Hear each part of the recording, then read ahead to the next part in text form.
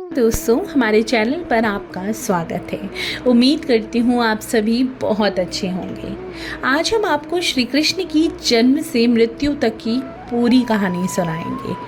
ये कहानी अगर कोई गर्भवती महिला सुने तो उसकी आने वाली संतान के अंदर सद्गुण आते हैं। श्री कृष्ण भगवान श्री विष्णु जी के 8वें अवतार माने जाते हैं।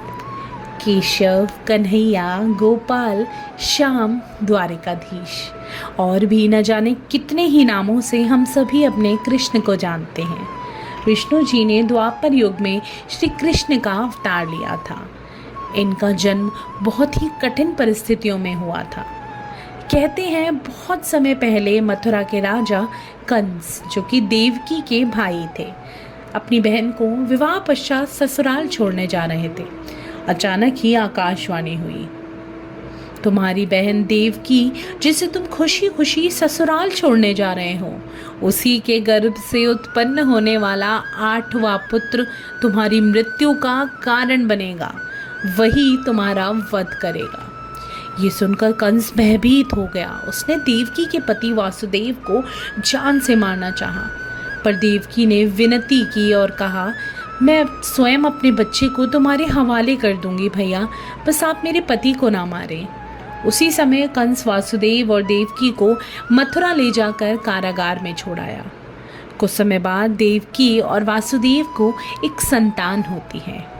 कंस को जैसे ही पता चलता है, वो आकर उस बच्चे को मार डालता है। इस तरह कंस ने देवकी और वासुदेव के 7 पुत्रों को मार दिया। जैसे जैसे 8वें बच्चे के आने का समय निकट आता गया, कारागार में पहरा काफी सख्त कर दिया गया। वो दिन भी आ गया जब देवकी अपने 8वें पुत्र को जन्म देने वाली थी। और जिस समय देवकी और वासुदेव के 8वें पुत्र ने जन्म लिया, उसी समय यशोदा और नंद के यहाँ एक पुत्री ने भी जन्म लिया, जो कि सिर्फ एक मायावी चाल थी। 8वें पुत्र के जन्म के बाद जिस कारागार में वासुदेव और देवकी थे, वहाँ चमत्कारिक प्रकाश हुआ और चतुर्भुज रूप में भगवान विष्णु प्रकट हुए। भगवान विष्णु देवकी से और वासुदेव से कहा, मैं बच्चे का रूप ले लेता हूँ और तुम मुझे लेकर अपने मित्र नंद के पास रख दो और उनके यहाँ जन्मी पुत्री को लाकर कंस को दे देना। तुम्हारे जाते समय कारागार के सारे पहरेदार सो जाएंगे और फाटक स्वयं ही खुल जाएंगे। जब वासुदेव बच्ची को लेकर वापस आ गए, तब सारे पहरेदारों की अचानक नींद खुली और उन्होंने कंस को खबर दी कि देवकी ने बच्चे को जन्म दे दिया है। कंस ने जैसे ही बच्चे को छीनकर जमीन पर पटक कर मारने की कोशिश की, वो बच्ची हवा में उड़ गई और बोली, हे दुष्ट प्राणी, तू क्या मुझे मारेगा? तेरा वध करने वाला तो वृंदावन में आ चुका है। इतना बोलकर वो गायब हो गई और कंस बहुत भयभीत हुआ, क्योंकि उसका काल जन्म लेकर उसके चंगुल से बच गया था। कुछ समय बाद ही कंस ने कृष्ण को मारने के लिए पूतना नामक राक्षसी को भेजा। पूतना ने एक बहुत ही सुंदर स्त्री का रूप धारण किया और श्री कृष्ण को अपने जहरीले स्तनों से दूध पिलाने लगी। दूध पीते समय श्री कृष्ण ने पूतना के स्तन को काट लिया। काटते ही पूतना अपने असली रूप में आ गई और उसकी मृत्यु हो गई। कुछ समय बाद फिर से कंस ने एक दूसरे राक्षस को श्री कृष्ण को मारने के लिए भेजा। वो राक्षस बगुले का रूप लेकर श्री कृष्ण को मारने के लिए झपटा। श्री कृष्ण ने उसे जोर से पलटकर फेंक दिया, जिसके बाद वो राक्षस सीधे नर्क में जा गिरा। तभी से उस राक्षस का नाम बकासुर पड़ गया। उसके बाद कंस ने कालिया नाग को भेजा। तब श्री कृष्ण ने उससे लड़ाई की और उसे हरा दिया। इतना ही नहीं, उन्होंने कालिया नाग के सर पर बांसुरी बजाते हुए नृत्य भी किया। इस तरह श्री कृष्ण ने कंस के भेजे अनेकों राक्षसों का वध कर दिया। आखिर में श्री कृष्ण ने कंस का भी वध कर दिया था। श्री कृष्ण गोकुल में गोपियों के साथ रासलीला रचाते थे। श्री कृष्ण राधा से प्रेम करते थे। कृष्ण की शिक्षा का भी समय नजदीक आ रहा था, इसलिए श्री कृष्ण और उनके बड़े भाई बलराम को शिक्षा दीक्षा के लिए उज्जैन भेजा गया। दोनों भाइयों ने संदीपनी ऋषि के आश्रम में शिक्षा प्राप्त करना प्रारंभ कर दिया। उसी आश्रम में श्री कृष्ण की घनिष्ठ मित्रता सुदामा से हो गई। शिक्षा समाप्त होने के बाद श्री कृष्ण द्वारिकापुरी के राजा बन गए। एक बार की बात है, मध्य प्रदेश के धार जिले में अमजेरा नामक एक कस्बा है, जहां राजा भीष्मक राज किया करते थे। उनके 5 पुत्र और एक बेहद ही सुंदर पुत्री थी। उसका नाम रुक्मणी था।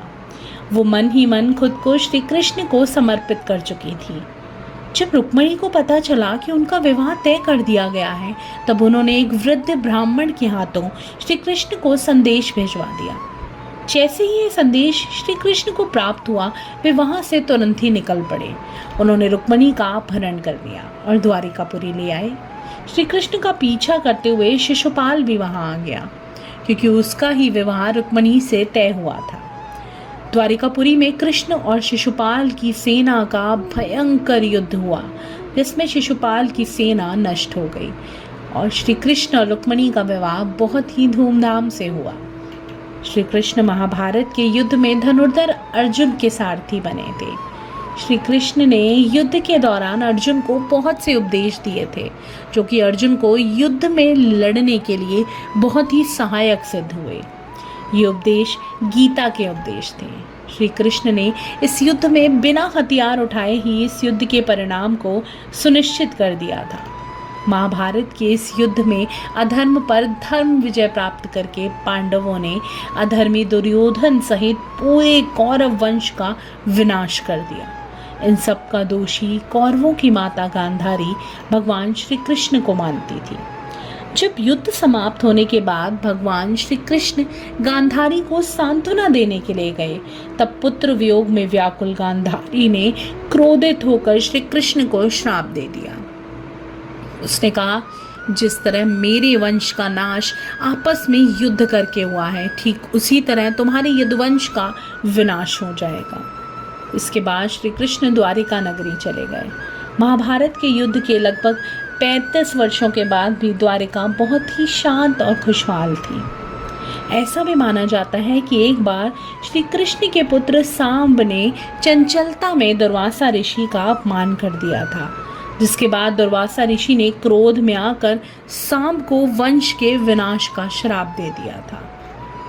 धीरे धीरे शायद उसी श्राप की वजह से द्वारिका में पाप और अपराध दिन पे दिन बढ़ने लगे।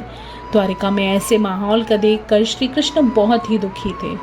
उन्होंने अपनी प्रजा को सुझाव दिया कि वो प्रभास नदी के तट पर जाकर अपने पापों से मुक्ति पा सकते हैं। सभी लोग प्रभास नदी के किनारे गए, लेकिन दुर्वासा ऋषि के श्राप के कारण वहां पर सभी लोग मदिरा के नशे में डूब गए और मदिरा के वशीभूत होकर आपस में बहस करने लगे। इस छोटी सी बहस ने युद्ध का रूप ले लिया। इस तरह आपस में ही लड़कर युद्ध में यदुवंश का नाश हो गया। इधर श्री कृष्ण वन में रहने लगे थे।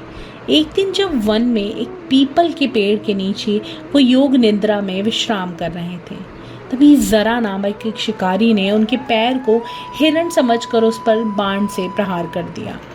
जरा द्वारा चलाया गया वो बाण श्री कृष्ण के पैर के तलवे को भेद गया। वो बाण विषाक्त था। इस तरह श्री कृष्ण ने अपने देह रूप को त्याग दिया और नारायण रूप में वैकुंठ धाम में विराजमान हो गए। देह को त्यागने के साथ ही श्री कृष्ण के द्वारा बसाई हुई द्वारिका नगरी भी समुद्र में समा गई थी। तो दोस्तों, आज के लिए बस इतना ही। ये थी श्री कृष्ण के जीवन की कथा। कैसी लगी आपको हमारी ये वीडियो?